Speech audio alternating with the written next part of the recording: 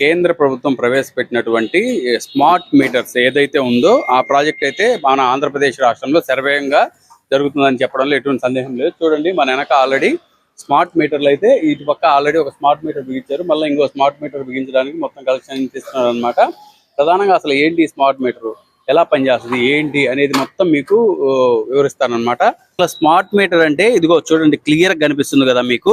ఇప్పుడు ఇది ఎలా పనిచేస్తుంది అంటే, ఇప్పుడు మనం ఒక సెల్ ఫోన్ వాడతాం. సెల్ ఫోన్ వాడాలంటే మనము ఆ సెల్ ఫోన్ లో మాట్లాడాలన్నా, ఇంటర్నెట్ చూడాలన్నా ఎలాగైతే రీఛార్జ్ చేసుకుంటామో, అదే విధంగా ఇంట్లో డిష్ టీవీ చూస్తాం కదా, ఎలాగైతే రీఛార్జ్ చేసుకుంటామో అదే విధంగా ఈ స్మార్ట్ మీటర్ కూడా రీఛార్జ్ చేసుకోవాలి. అంతేగాని ఇది వరకు లాగా మనం ఏదో కరెంటు బిల్లు నెలకు పోయి కట్టడాలు ఇంకేముండవు. ఆ రోజులన్నీ పోయినాయి అని చెప్పుకోవాలి. ఇదిగోండి చూడండి, ఇక్కడ మీరు పర్టికులర్ గా చూస్తే ఇది వచ్చి వ్యాను సెల్యులార్ అనమాట. వ్యాన్ నెంబరు, తర్వాత వచ్చి ఐఎంఈఐ నెంబర్ కూడా ఉందన్నమాట. చూడండి, అంటే ఈ మొత్తం దీంట్లో ఆల్రెడీ సిమ్ అయితే ఉంది. ఇది ఒక స్మార్ట్ మీటర్ అనమాట. ఇక్కడైతే ఈ యొక్క ప్లేస్ లో అయితే మనకి రీడింగ్ అంతా కనిపిస్తుంది. ఇది అదాని గ్రూప్ వారు అయితే చేపట్టడం జరిగింది మొత్తం ఎంటైర్ కంట్రీలో. అదనమాట.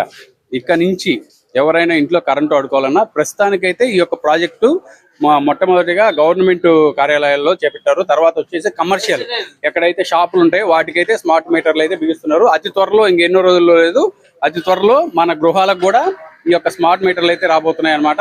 ఇప్పటికైనా దీని మీద వినియోగదారులు అయితే పెద్ద ఎత్తున అయితే నిరసన అయితే చేపడుతున్నారు. ఎందుకంటే కొంతమంది పేదవారు ఉంటారు, మధ్యతరగతి వారు ఉంటారు. వాళ్ళు సెల్ రీఛార్జ్ చేసినట్టుగా చేసుకొని అసలు ఎంత కరెంటు వాడతామో తెలియకుండా దాని ఇష్టం వచ్చినట్టుగా అయిపోతుందని కూడా ఆవేదన చెందుతున్నారు వినియోగదారులు. ప్రధానంగా ఈ స్మార్ట్ మీటర్లు బిగించిన తర్వాత వినియోగదారులకు అయితే ఒక యాప్ అయితే ప్రొవైడ్ చేస్తారంట. ఆ యాప్ లో నుంచి మనము ఈ రోజు వారీగా ఎంత కరెంటు కాల్చుకున్నాము, అంతేకాకుండా మన యొక్క గృహాలలో అంటే ఫ్యాన్కి ఎంత కాలింది, ఏసీకి ఎంత కాలింది, తర్వాత గ్రైండర్కి ఎంత కాలింది, ఐరన్ బాక్స్ వాడితే ఎంత కాలింది అనేది కూడా మనం అయితే తెలుసుకోవచ్చు అంట. మొత్తం మన గృహంలో రోజువారీ ఎంత పవర్ అయితే మనం కాల్చుకున్నాం, ఏ వస్తువులకి ఎంత కాలింది, అంటే ఫ్యాను, వీటికి వాషింగ్ మిషన్కి ఎంత కాలింది అనేది కూడా మొత్తం క్లియర్ గా మనకు ఆ యొక్క యాప్లో అయితే తెలిసిపోతుందంట డేటా.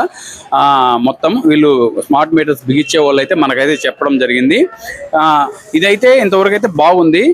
ఇంకొక విషయం ఏంటంటే, మన గృహంలో పొరపాటున ఏమన్నా కరెంటు కానీ సప్లై ఆగిపోతే మనమేమి ఎవరికి ఇంటిమేషన్ ఇవ్వాల్సిన పని లేదు.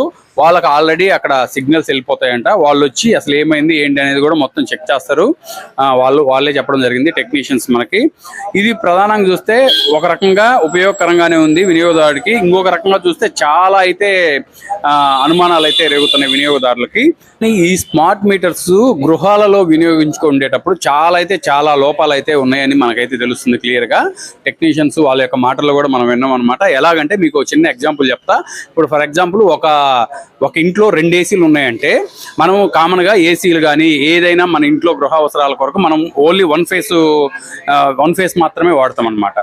అలాంటప్పుడు మన ఇంట్లో 2 ఏసీలు ఉంటే, ఇప్పుడు పాత మీటర్లు ఉన్నప్పుడు 2 ఏసీలు ఉన్నా కానీ మన ఇంట్లో ఎటువంటి సమస్య లేకుండా పవర్ అయితే సప్లై అవుతూ ఉంటుంది. కానీ ఈ యొక్క స్మార్ట్ మీటర్లు వచ్చినాక ఆ 2 ఏసీలు అయితే పనిచేయవు, అయితే సరిపోదంట. ఈ స్మార్ట్ మీటర్ల వల్ల మనం అయితే అప్గ్రేడ్ అవ్వాలి.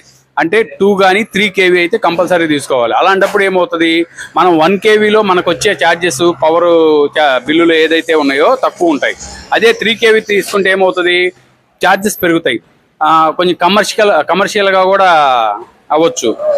అప్పుడు ఛార్జెస్ పెరగడం వల్ల ఏంటంటే వినియోగదారుడి మీద అధిక సంఖ్యలో భారం అయితే పడుతుంది. వీటి వల్ల ఉపయోగం ఎంత ఉందో వినియోగదారుడి యొక్క నడ్డి విరిచే కార్యక్రమం కూడా చాలా ఉందని చెప్పుకోవచ్చు. కనుక ఈ స్మార్ట్ మీటర్ల మీద సమగ్రంగా ప్రజలకైతే అవగాహన కల్పించి బిగించాల్సిన ఆవశ్యకత ఎంతైనా ఉంది.